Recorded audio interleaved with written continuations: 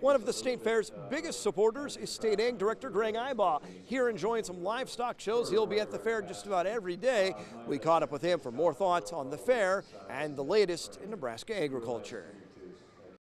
State Fair is one of my favorite times of the year. I've been coming to the State Fair, I think, every year since I was 4 or 5 maybe. You know, you get to see all of agriculture all across the state. You get to see what people have worked on all year long to try to present at one of the different contests or enter in the fair here, and it's a great time.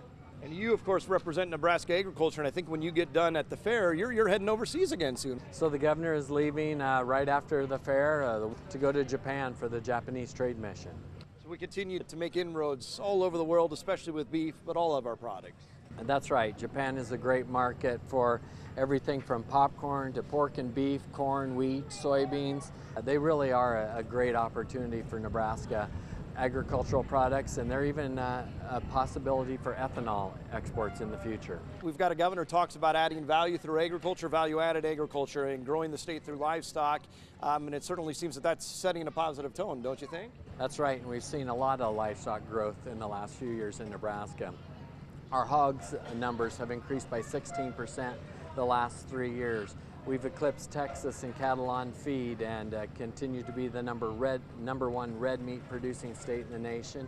And this year we've had excitement here in Grand Island with the Hendricks hatchery opening that brings kind of a different kind of agriculture to this part of the state.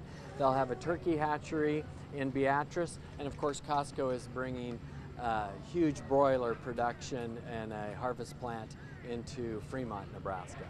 You know, when you look at the number of counties that have been designated livestock friendly over the last 2 or 3 years, it's a tremendous number of counties that say we want to grow our communities through animal agriculture. And that's exactly right. We're sitting well over 40, and we're going to be adding more numbers even yet this fair. But that's exciting to see one of our larger, more urban communities in Hall County and Grand Island recognize that agriculture is still the foundation, even in a community like that. Hall County has done a marvelous job of figuring out how to not only protect their urban area from encroachment of livestock, but it's also has in mind a way now to start protecting agriculture from urban encroachment. And so they recognize that it's a two-way street, that we need to figure out how to coexist together. But if you look at a community where JBS Swift is your #1 employer, Chief Grain Bins are built here, Case New Holland Combines are built here, you're home to the State Fair and Husker Harvest Days, it doesn't take far to realize the importance of agriculture in a community like this.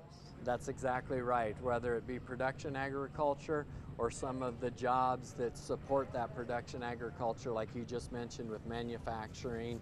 And it's amazing that Grand Island has really embraced all of that. And as Hall County is designated livestock friendly, it shows the divide between rural and urban, something highlighted this past week as folks in Grand Island debated a rural housing project. Here's more. Kids play football surrounded by farmland, but some say this peaceful way of life would be threatened if more housing is allowed. They want to build a house right here and a house right here. Can you imagine having bulldozers on both sides of you as you take an expensive show horse and try to work with them? Kim Bachman and her husband David are speaking out, saying the development planned for North Webb Road, a few miles outside Grand Island, doesn't fit. Our horses will be scared, they will spook, and most likely will run through a fence and be injured. For some county supervisors, it's just the kind of development they've been hoping for. If we don't have continued growth in Hall County to diversify the tax base, we're doomed. But a proposal to create what's called a planned unit development faces mixed feedback. Developer Dick Bosch Jr. sees it as positive growth. Something like this where you don't really have any additional expenses, but you can increase your tax base, I think is something that should be very, very attractive to the county. Neighbors raise questions about the floodplain. The ground is wet out there. And increased traffic. County leaders point out there's a school across the way and paved roads can handle a few dozen additional cars. This is really about as good a site as you're going to find. Hall County votes to move the project forward. It's the latest in a growing list of disputes over the county's future. While Grand Island is metropolitan, the area is still rural at the same time. I think that's the balance that the board really is struggling with, and in this case, I think they made the right decision.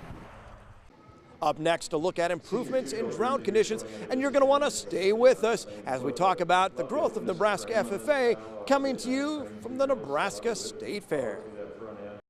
Hi, I'm Don Beatty from Lexington, Nebraska. Need to come to the Nebraska State Fair. So many good activities, Raising Nebraska, and of course all the great food here. I'm Steve Landon, and I'm from Adams and Webster counties. And what I like about the fair is just seeing how the kids' projects progress throughout the year, especially in the livestock area, and see the families work together within their livestock projects.